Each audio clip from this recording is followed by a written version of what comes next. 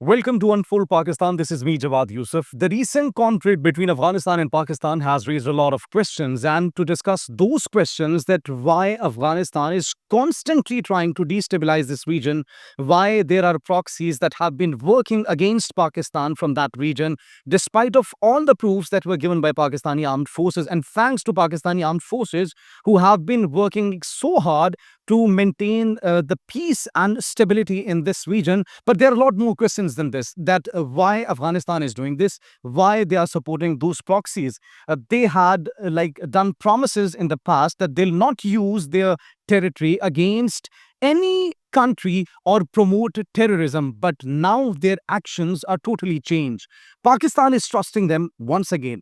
Now, is it feasible for Pakistan to trust them again? And would it be safer for Pakistan to trust a country like Afghanistan who has not been fulfilling its promises? So these are the questions, and other than that, there are a lot more questions that we'll be asking. So we have arranged a roundtable discussion in Punjab University, and we are having the students of bachelors, masters, and professors as well. So who will be the first one to join on this topic? That what do you think? Is it good for Pakistan to trust Afghanistan again? We'll come to Madiha. Yes, ma'am. I think this is the right time to actually organize debates like this because we are now very active audiences. And we as individuals are actually focusing on every bit of it. And since we have a very recent conflict between Pakistan and India, so we have our minds regarding this made up of how are we going to react when any such situation is going to happen again. So in this context, I think we are quite ready to actually look at how world is going to be manipulating facts for us and how we are now going to be manipulating things for them.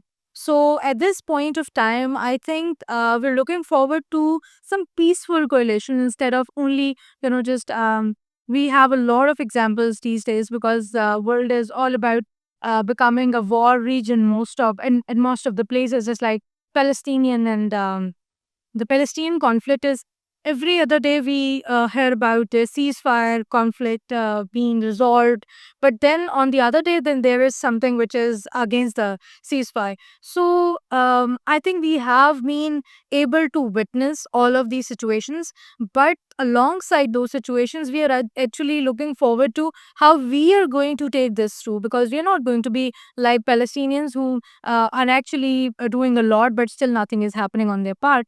But because we are very strong as a nation and we know that our armed forces are actually very, very positively contributing towards this whole peace conflict. So, yes, I think we are hopeful to see the situation evolving in a very different manner in Pakistan, at least. We'll move to Anikia. So, do you think that we need to trust Afghanistan again? Because in the past, if we see examples from like in Doha, when the US forces were moving away from Afghanistan after a long war, so they said that their territory will not be used for any sort of terrorism. But despite of that, Pakistani armed forces provided proofs on international level in press conferences and show to the whole world that TTP, Fitna al-Khawarij, Fitna al-Hindustan, and other groups that were declared as terrorist groups, ISIS, Al-Qaeda, Daesh, now they are, we can see that regenerating in Afghanistan. So, Anik, what's your take on this?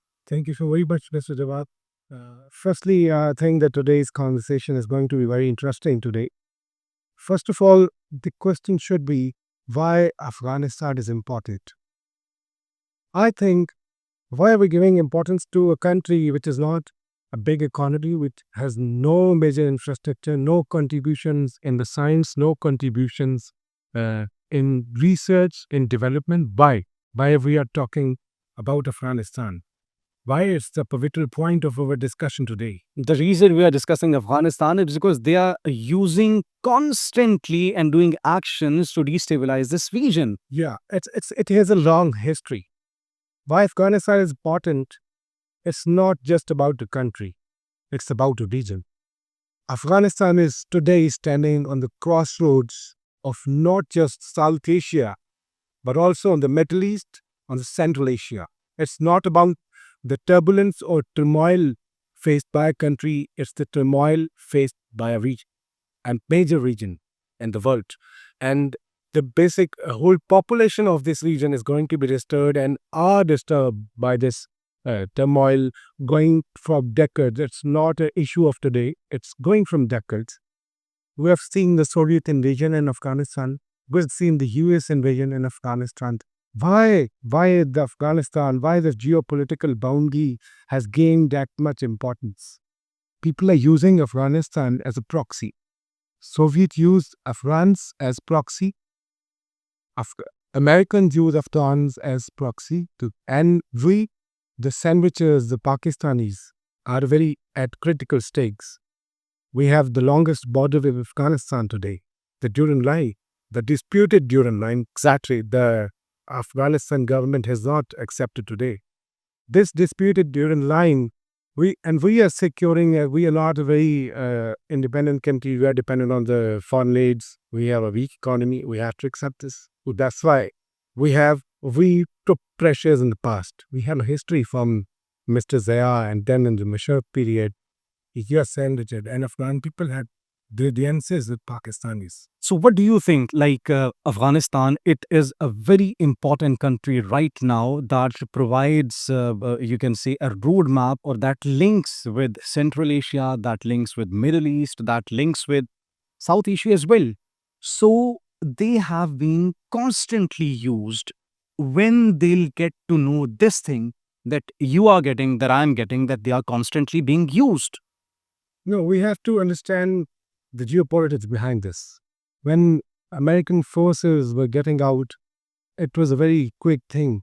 When Donald Trump, in his first era, extracted his full military equipment along with forces, they extracted out all these things. Their major resources are being utilized in Afghanistan, and he wanted to use this card in the popularity in the elections of the U.S. So Donald Trump, in a very quick manner, they extracted their forces and resources. They left Afghanistan. They have no plan way out what is going to be at the place where the vacuum is being created in Afghanistan. They have created a vacuum.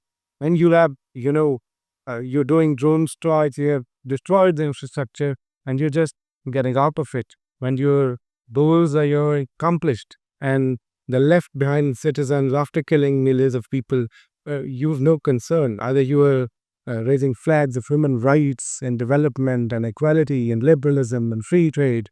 What about the people of Afghanistan? What about the children? What about the girls? And what about Pakistan, who were involved in that war just for the United States? They were the allies, and yet we have contributed much more than Afghanistan. We have laid down the lives of thousands of our soldiers. We're also geopolitically at a very important stake. With the Belt and Road Initiative of China, the CPEC is going to Pakistan, and Afghanistan is at the verge of this. One thing on this point that you've rightly pointed out that regions actually play the most important role in the history of any country for any geography. Because when we look at Afghanistan and we look at Pakistan and then we look at India and China, so I think these are the regions which might not seems very economically stable to people, but yet these are very significant because the kind of geographical importance they have is actually making them important for people to talk about and for the world as a debate on issues like this. Because so why Pakistan is important in this whole debate is because when we talk about Afghanis, and we have hosted them from years. And after all these years of love and brotherhood, now we have come to a point where we are actually considering them as like on the otherwise scenarios, because we also have to look at the sovereignty of our own country. Exactly, and we have to look at our national boundaries. So when we talk about this is another scenario, and when we were actually hosting them from years, that is another thing. So now the line is now being blurred. Are they going to be friends with us, or are they going to be, now the, rightly pointing them as enemies at the moment, because they're actually triggering us on so many things, on so many aspects. So I think it's very important to actually look at it as a regional significance and the kind of trade, because any country actually has to be economically stable. So for that, we actually trade with other countries. And Afghanistan, because we have, as you rightly pointed out, that we have the largest boundary with Afghanistan, and then we have been having this trade relationship with them for so many years. Now that is actually on the point of of a conflict. So when we are going to be questioning those things, we are also going to suffer. Exactly. Millions of people are being slaughtered, being killed in your neighborhood. How could you live at peace? It's a big mystery. Exactly. It's an issue of the whole region. Because of that, whom we were supporting from the past years, as Madiha said and as Ani said, that from the past years, 30 to 40 years or more than that, we have been hosting them. We are providing food to them. We are providing shelter to them. And we are providing business to them. There are thousands, millions of Afghan people who are like doing businesses in Pakistan. Despite of that, the weapons that the US left in Afghanistan, those weapons are used against Pakistan. I would say it's not just a matter of politics and border conflict. We have seen that we have a relation of regional cooperation, and we have a relation, it's a matter of actually humanity and regional cooperation and the stability of a future peaceful border between Pakistan and Afghanistan. And we have also portrayed ourselves, Pakistan, as a progressive country. We haven't engaged military with any other country in such a very easy way. Exactly. Let me add one more thing to that. We haven't attacked on any countries, any other country for the first time. That's our policy. That's the policy of our armed forces, that we are going to defend our nation. We are going to defend our sovereignty. We will not attack first. We are a peaceful state, and we always emphasize the element of peace, and we have always depicted ourselves as a progressive country. So despite imposing economic sanctions and Afghanistan being a deadlock country and imposing them economic sanction, I think being a progressive country, we should help them with a lot of humanitarian aid, because if there is always some sort of economic crunches in Afghanistan, we will always see a collapsing Afghanistan with a lot of immigration towards Pakistan and many other countries. And ultimately, because of this, we will see that, as Mr. Anik said, that Pakistan is always sandwiched between Afghanistan and US. That when the US Any country that Exactly. wants to have good relations, that wants to have peace talks with Afghanistan, who is the first country they are contacting?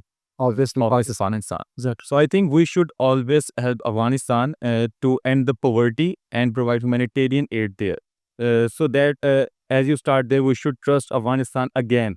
I think we should keep trusting them, because there's a multi-ethnic society communities in Afghanistan consisting of Pashtuns, Tajiks, Uzbeks, and Hazaras. And right now, the government, their Taliban, is a group having all power in one group only. So I think they should form an inclusive government, having all kinds of communities that will ultimately form a peaceful government. That should Pakistan emphasize a lot, and that will be the, I think, ultimate solution that will bring about peace to the entire region. But don't you think that, when Pakistan is always being misconceptualized with the guns? So because we are media students and we are actually from media background, so we always used to see that whenever there is any depiction of Pakistan in any sort of movies, foreign movies and content, we always have this blurring line between Pakistan and Afghan culture. So in that context, I think we are also misinterpreted by a lot of people across the globe. Yes. So people are actually misconceptualizing us with we can say the name in Bollywood movies. You can see that how they are quoting Pakistani. Is the agenda from this? I know Pakistan's gone the brunt of this decades-long conflict. You're talking about the weaponry. US has left, I think, using thousands of sophisticated weaponry. Exactly. The responsibility lies at the end of US. Why are they leaving this?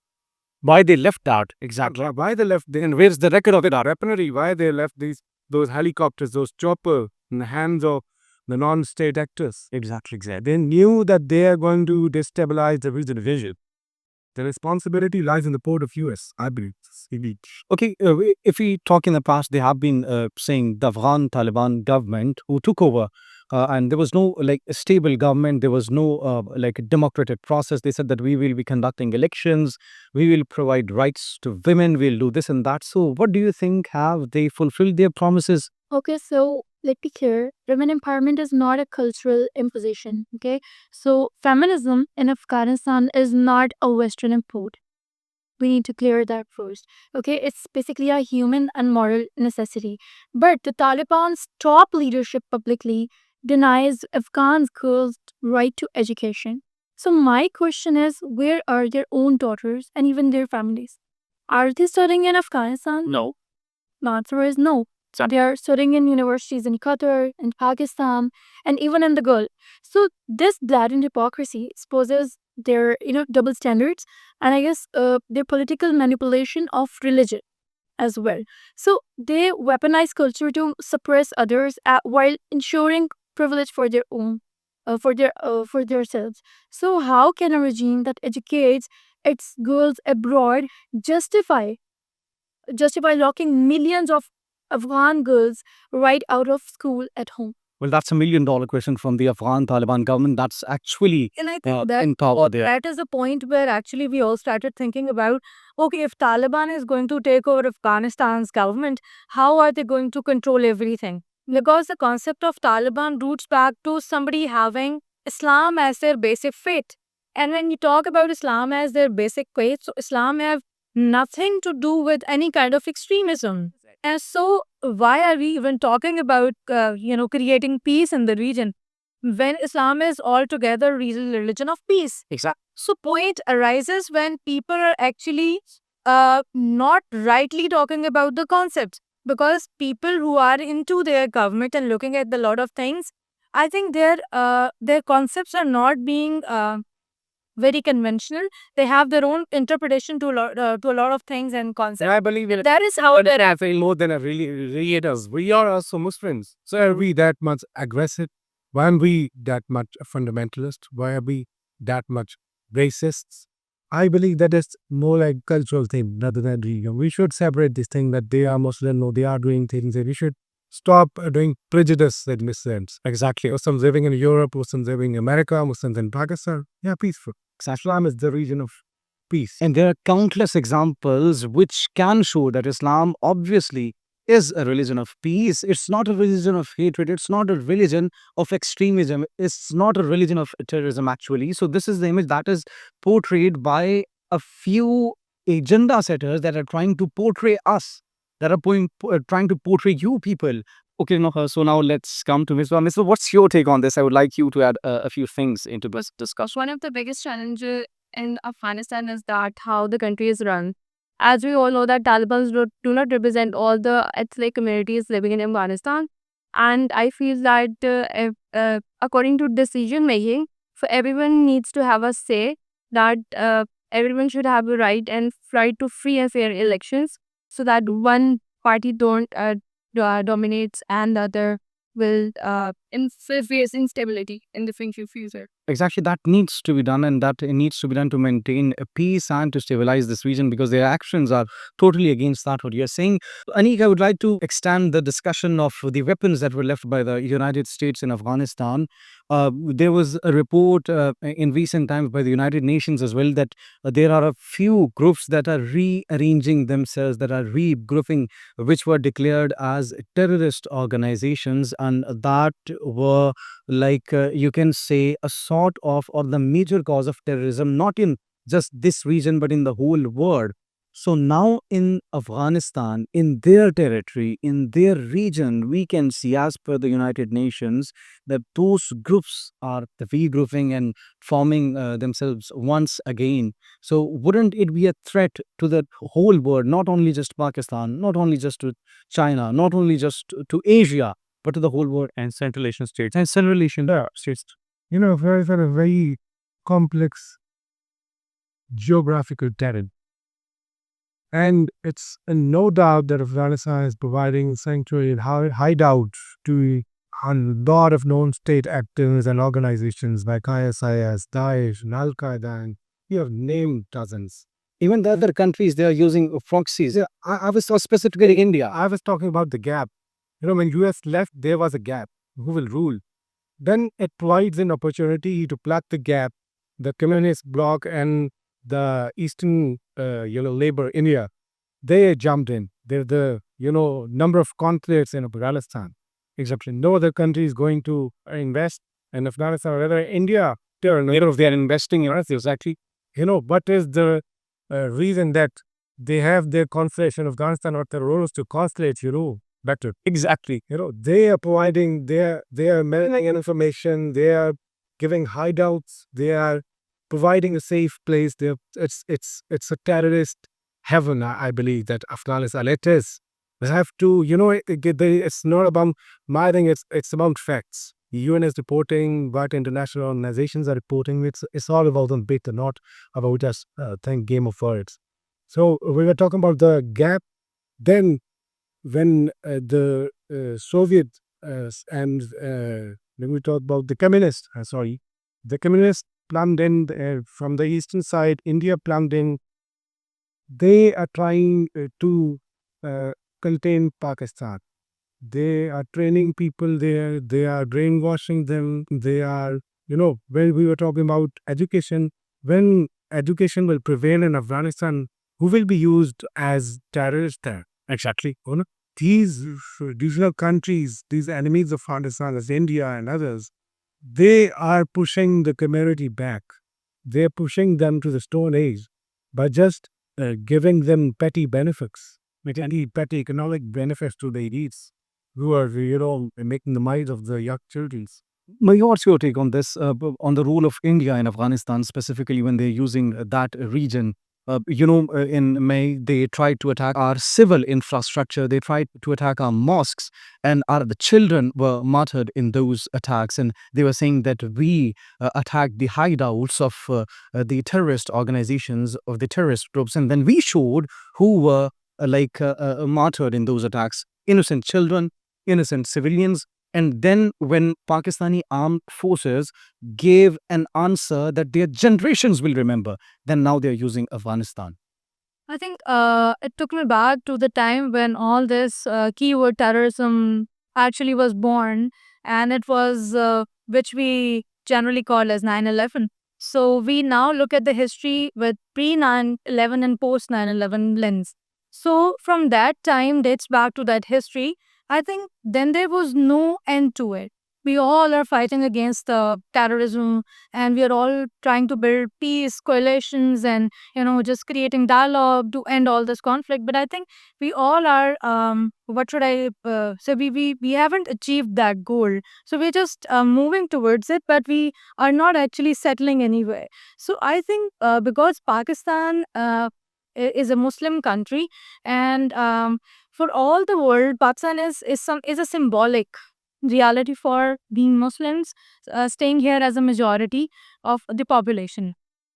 And when we look at India as a country, we always have seen them as extremist. Exactly. So if we talk about Muslims living in India who have been there from all their lives, they still are not accepting them as the citizens of India. So we know that they have this background of extremism within their own bloodlines, and that you just think of things like this. And then when it comes to conflict with Pakistan, particularly, we know that they are always looking for chances by which they can actually come up with something against it. So, in this context, I think because we have, as I already mentioned, that there is this role of regional boundaries. So, we have our boundaries, our borders with India and Afghanistan, and the other countries that are just near us, just, they're very close to us. There are a lot of countries that we have in our peripheries, but these countries are very important significantly because, of course, we share regions very closely, and we have been always connected with these countries much more than the other countries. So there is a direct route between these countries. And if somebody is going to use India or Afghanistan against Pakistan, it will be the most easiest way to do it. So yes, they have been used to create conflicts within the region of Pakistan, and I think it's the easiest thing to do. So and also we have always been a victim of terrorism instead of people who are actually facilitating that. So we first need to actually shed that image from Pakistan and actually made it clear for the world that no, we are not terrorists and we are even not the facilitators. We The are whole world tools. now knows exactly who is actually behind terrorism. Those who are saying that we are not like terrorists, but they are actually promoting them. They are facilitating them. Yes. You can have countless examples in Pakistan when the attack on Jafar Express. How would the Indian media portraying that? That was a huge question mark. That an incident has happened in which innocents are were being killed, and the Indian media, how are they portraying it? Other than that, like a lot of attacks in Pakistan, and look at Indian media, how they are portraying it. What was Kulbhushan Yadav doing in Balochistan? What was Abhinandan doing in Pakistan's territory? So there are a lot of examples, but yet they're not learning from them. And I think not just that, we have gone far beyond those examples because Indian media, everybody knows now across the globe that they are just manipulators. So they don't even stand with the facts. They don't even know the ground realities. There is nothing left to the research behind their stories. They made a post in Lahore, Yes, exactly. if And there is to quote Lahore, then what else they can't do? I think there is a need to actually create a strong narrative from within these regions, and so that we can tell the world that no, that these are rights and these are the wrong things about it. So only then you would be able to actually achieve a little bit towards our journey towards peace. That is not about rights and wrongs. It's about interest. The world is working on interest. It's all about the setters of agenda, who holds the agenda, who decides what the world is going to see, who holds the biggest media organizations.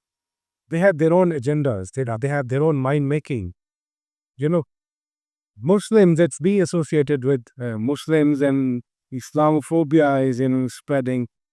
We have to think that when we study Islam, Quran says, the holy book says, when you kill a person, it's same as killing whole humanity. Exactly same. How could one be a Muslim if it kills the humanity? Well, even it's not about Muslims. Even you kill any person from any religion, it's about the person, any example and the thing. About the person, it's about the life. Moral misery. If you're killing thousands of people, how could you be Muslim? And how could you be associated with this? exactly. And that's why we say that a terrorist has no religion. Terrorist has no ethnicity. He's nobody. He has no nationality.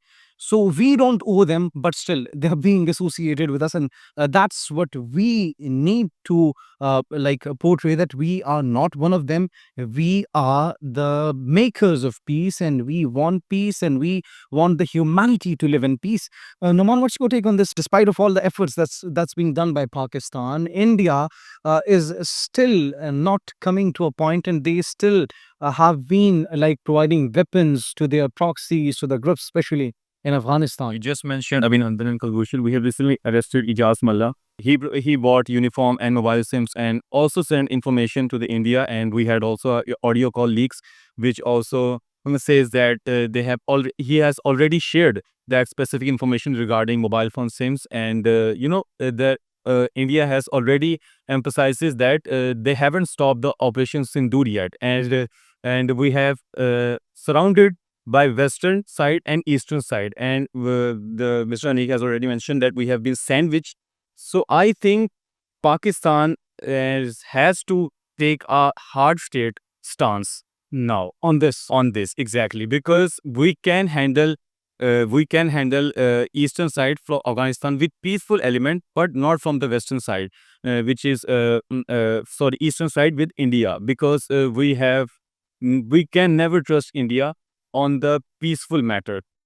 We have seen in the past, and we have learned from it, that when it comes to India and Afghanistan being the proxy of India, so there is no need to take the peaceful stance, and we should have to take the stance of hard state. And Khwaja Asif has also said, if there is any one more time the violation of the peaceful agreement, then there will be a full scale war. He has this nationalism means attacking Pakistan. Okay, I when it think comes to India? when it comes to India, because we see that Pakistan, if we look at Pakistan, because we're living in Pakistan as a region, then I must say that at least we don't have such kind of agendas as extremistly going on in Pakistan, because we, as we mentioned in our constitution, we are actually giving equal room to every possible regional of the religious minorities. So we've seen that if all of them are given equal spaces, we have never been a part of any such particular agenda in which we are actually, if we are Muslims, then we have to actually attack every possible um, uh, places that are religiously associated with Christians or Hindus or Sikhs. We have seen that we have examples in which every year we have a bigger chunk of Sikh population traveling from all across the world to Pakistan, because they have to visit their places, and then we actually provide them with every possible security so that they can feel easy and they can move properly, and they have no basically hindrance within all this pilgrimage that they are actually into. We were across the eastern border. We Yes. have where the Qatar to Korea. Yes. So Qatar is a very big example to how we are as a richer region and how we are as a country. And how we are promoting the traditions and ethnicities. We love that actually.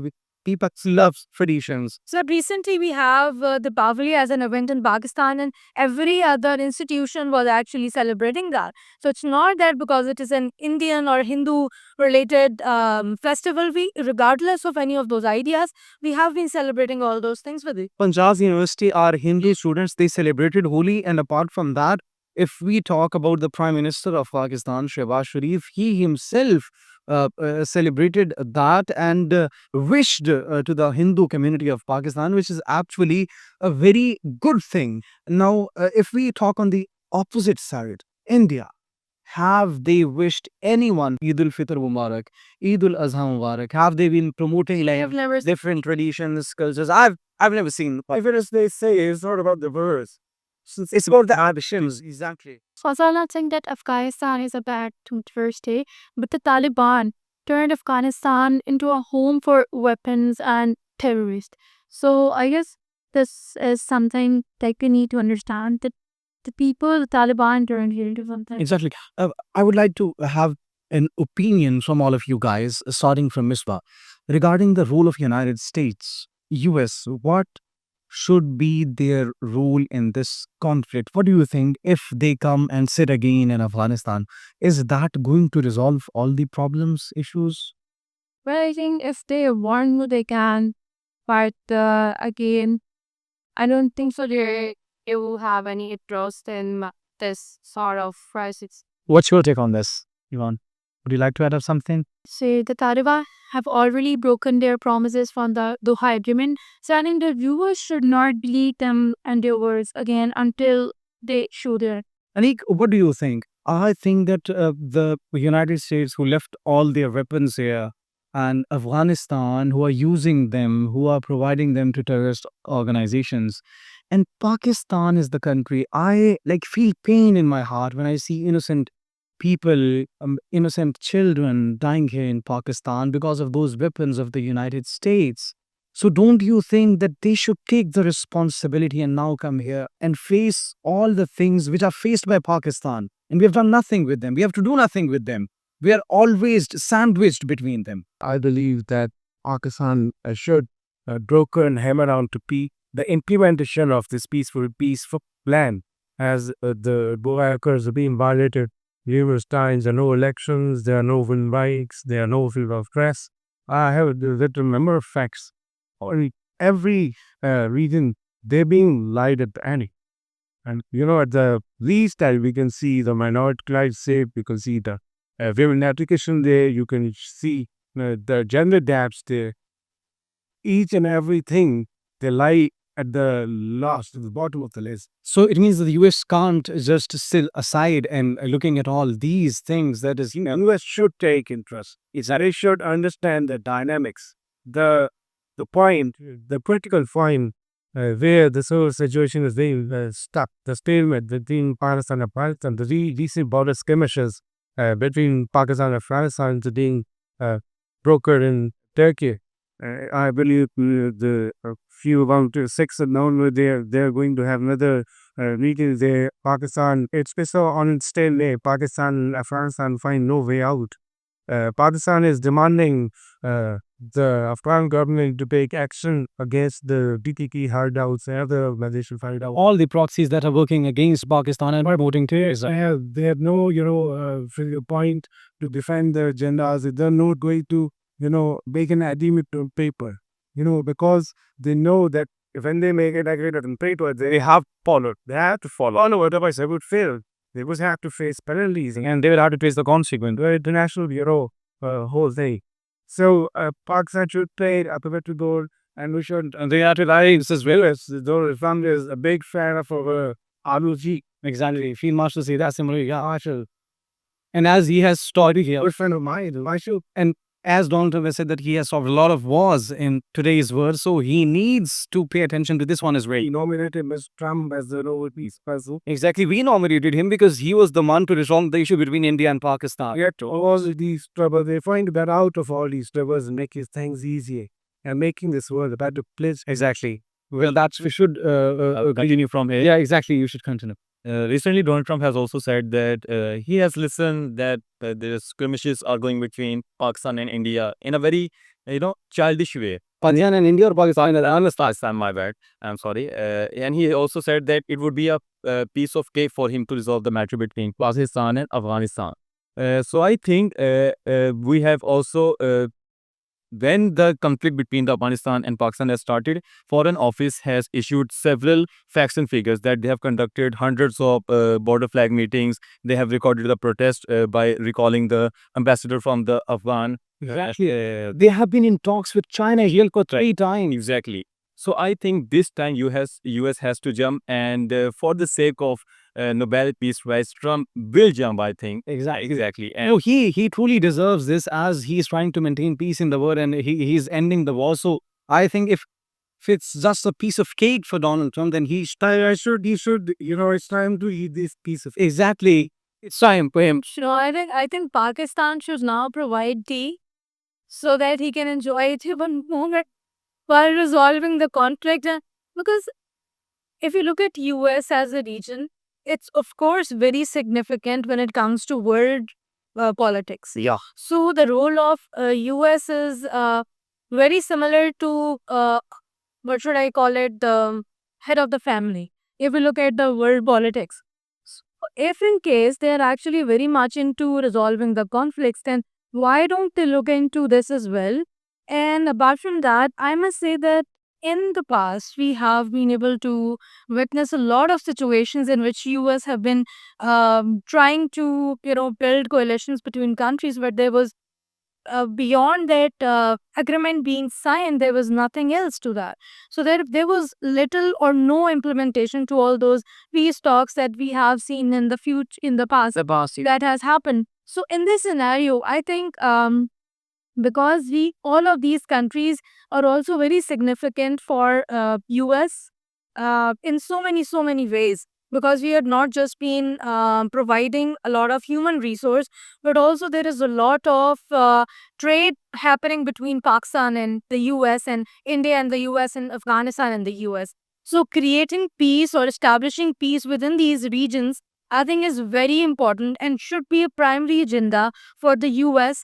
And also, I think now there is this time to actually move a little beyond just talking about it and actually move towards something very sound and very practical. We need to take actions. Yes, and I think if it comes to peace building between this all these regions, there has to be some plus and some minuses in our quote as well. But it's okay if we are going to sit on the table and talk about it. We can definitely come to a point where we can resolve those issues, because we can create a win-win situation, but we can't just be a win and lose situation within any of the regions that are actually encountering all of this conflict. At the end, I would just like to have a quick opinion from all of your side that are Taliban or this current government, I'm not going to say government, this group of people, exactly de facto group of form of government, we can say, that are these the voices of Afghan people who had violated the Doha Accord, who are not giving basic rights to humans, who are not empowering women, who are against the education of women. So, what do you think that is this the group of people, the Afghan Talibans, in their hands? If Afghanistan still is in their hands, what would be their future?